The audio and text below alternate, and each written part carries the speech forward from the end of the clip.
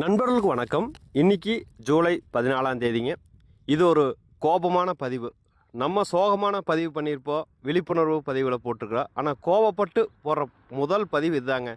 நம்ம எப்படிப்பட்ட உலகத்தில் வாழ்ந்துட்டு இருக்கிறோம் அப்படிங்கிறதுக்கு இந்த ஒரு பதிவு எடுத்துக்காட்டு.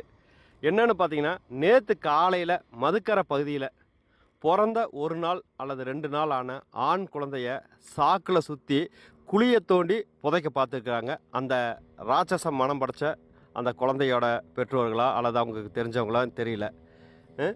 அப்புறம் அந்த குழந்தையோட அழுக சத்தத்தை பார்த்து அந்த பகுதி பொதுமக்கள்லாம் வரும்போது இவங்க விட்டு போட்டு போயிட்டாங்க.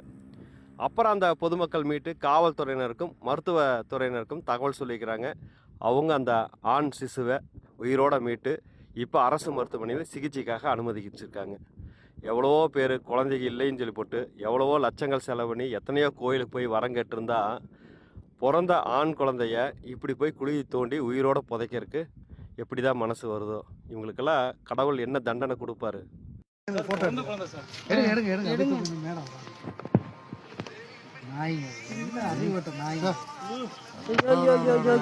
குழி தோண்டி குழந்தை இல்லாம எவ்வளவு கஷ்டப்படுவோம். தலை பிடிச்சிருங்க.